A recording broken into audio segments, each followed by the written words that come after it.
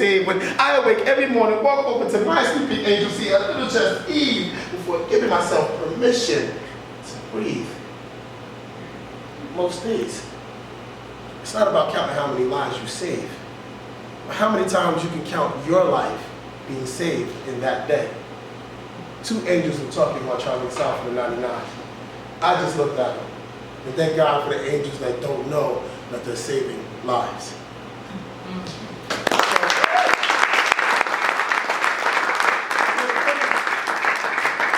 The funny thing is, when I changed my message, that's when I was living upstairs at age 220 for 2 years. And they kicked me out. Can you believe it?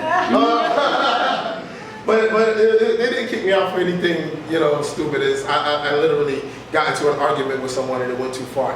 And so it was a good thing though. That I ended up getting my own apartment, getting my, had my daughter full time, and my daughters they were such beautiful kids that having them was awesome. But then I won that $10,000. And then I had South by Southwest, they flew me out to South by Southwest. I did like 9 shows in 7 days, and then I was touring all over the country, and I missed like 2 years of my daughter's life touring. I was here for 10 days, and then I'd be gone for 10 days. And anybody that's a parent knows that's no way to raise a child. And so I stopped touring, and when I stopped touring, my daughters were incredibly freaking smart and incredibly beautiful, and I bring them to one of my shows, my first show that I did back in Rhode Island, and my daughter's sitting there, she's looking at me the whole time I'm performing, she's like, and I'm on stage, and I get energy, and I feed off of what your faces look like, and when I'm talking, and I look over to my daughter, and I see her face, and I'm like, what the fuck did I do? What happened? And my daughter, I get off the stage, and I'm like, how was the show? And she's like, Daddy, you owe me money. I'm like, what do you mean I owe you money? She's like, everything you said on stage was a conversation between me and my sister. That's plagiarism. I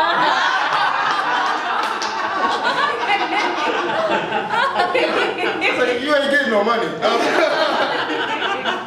So we compromised, and she asked me to write her a poem. But the stipulation of the poem was I wasn't allowed to perform it for 2 years. So I wrote her a poem. She let me perform it once at Brown University, but that was the only time. After that, 2 years, she was the only one that could hear that poem. No one else could hear it.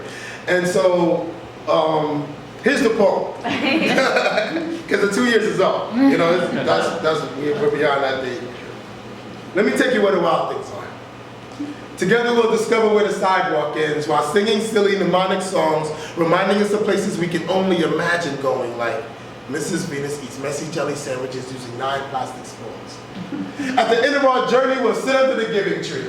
Talk about Amelia Bedelia, Alex's very bad day, and Harold's purple crayon. We'll have stone soup for lunch, on top of spaghetti, all covered with cheese until the ants go marching one by one.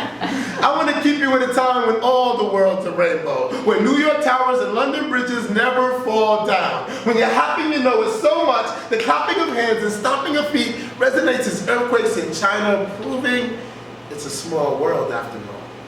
So when your secret garden is the size of a jungle book, you realize the twinkle twinkle of every star is not in the wondering how far up in the sky, but the greatness we see behind each other's eyes. And when that happens, little boys that never worry about being the only Baa black sheep in the room, and little girls that never worry about old MacDonald having anything in his pocket but a smile.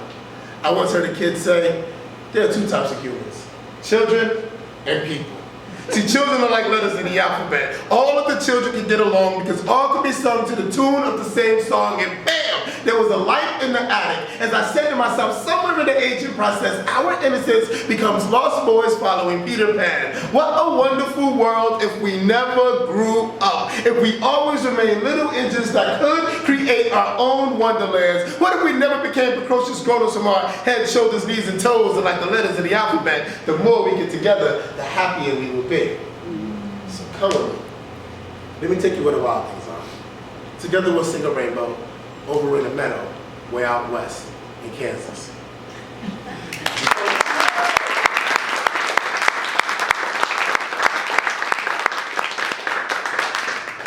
While on the road, I got to see a lot of poets. And one of the things I love about seeing poets in other places, like when you're in Denver and you see somebody you haven't seen since New York, and then y'all are in Denver together, it's like, dude, let me buy you a drink. And it's like, you know, y'all are catching up and you haven't seen each other. And there was Talam, AC, and JD all day. And it's like being a poet, like when you're on the road, it's like being a comedian or anything that does any kind of stand-up. You're wherever the money is, you know, and all of the poets are there. So there were poets I just got these, oh my God, I got so many stories from these poets I didn't know what to do with them. And so I ended up mashing them all up into this poem so that I could like share with people what it's like to be, you know, who I am. And this is one of my favorite pieces I'm gonna share with you tonight. So when we leave here, if you remember anything, you're probably gonna remember the Where the Wild Things poem more than anything else. But I want you to remember this. Every time, it's the same. Eyes closed, chin and chest, raised head, inhale. Exhale, guts. This is unnatural. Exposing the organs that make up my orchestra to strangers. It's so unnatural that you know I cry ugly, and from these cries, lessons are birthed.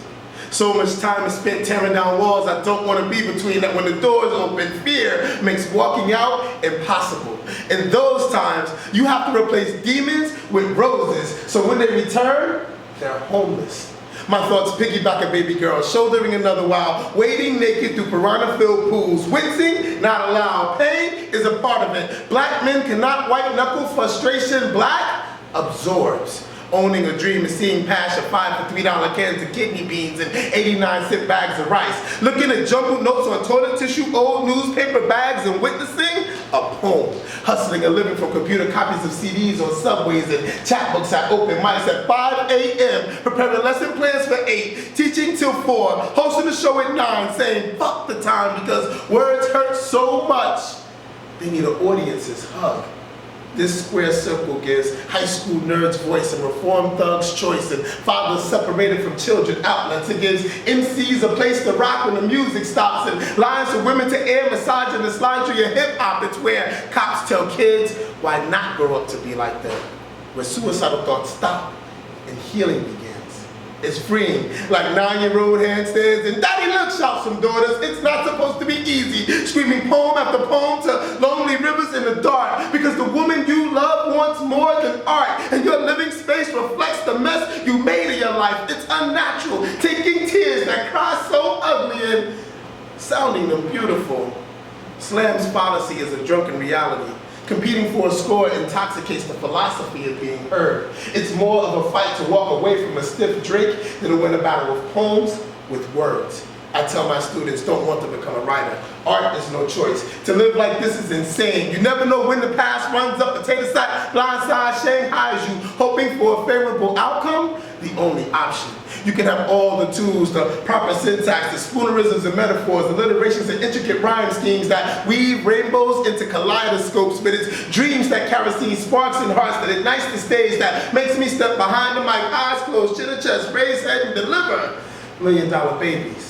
Every now and then I stare at the sun, attempting to let a little light inside, because a playwright's notepad will make you laugh, but a poet's journal is suicide. I sometimes find myself swinging at the wind, hoping to hit a wall, throwing uppercuts and jabs at imaginary enemies, tiring myself out till I fall back, feeling the glass ceiling inching closer, hoping to see reflection, a fog of breath, proving after life has taken my all, there's still some part of me left. Every time, it's the same. Eyes closed, chin and chest, raised head, till finally I open my mouth. Bloody and mucus covered, something beautiful comes out.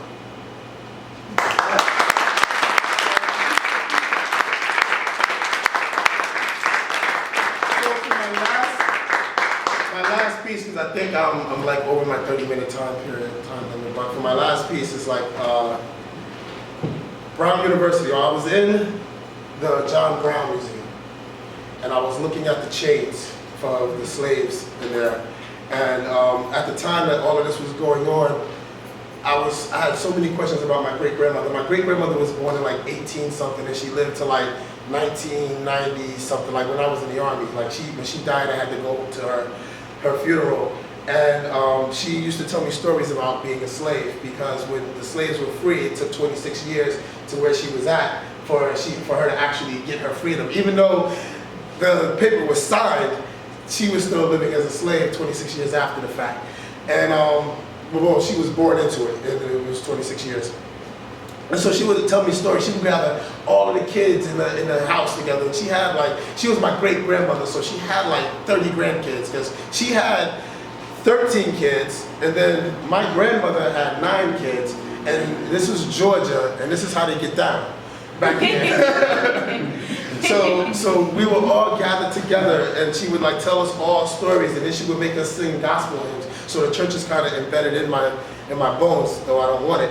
But it's there. And so I'm sitting in the John Brown house, and I'm like, yo, I'm looking at the slave manifest, and I'm looking at all of this stuff, and I'm just like, these motherfuckers gonna need some money. And as soon as I said that, as soon as I had that thought, my phone rang, and it was Brown University asking me to write the poem for Christina Paxson's inauguration. And they were like, how much would you charge for such a thing? I was like, oh, about $750. They was like, sure. I was like, no, wait, 2,000. I was like, no, we got 750 is a good number. That's a good number. I was like, all right, I'll take the 750. So that happened. And before I even wrote that poem, because I was like communing with my great grandmother through this whole time. And mind you, if like the poem is online, you can look it up, Christina Paxson Inauguration, Christopher Johnson, you'll find it. And the poem, I start off the poem talking about my great grandmother. Because like our family was deeply connected, like it was real. And so while I was connected, before I even wrote that poem, I wrote this poem, which I'm gonna leave with you tonight.